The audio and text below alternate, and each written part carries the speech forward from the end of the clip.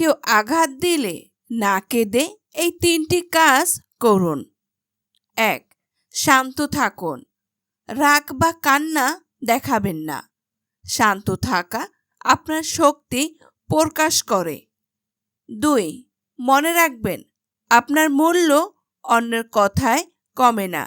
নিজের প্রতি বিশ্বাস রাখুন। 3. নিজের কাজ দিয়ে প্রমাণ করুন আপনি কি করতে পারেন।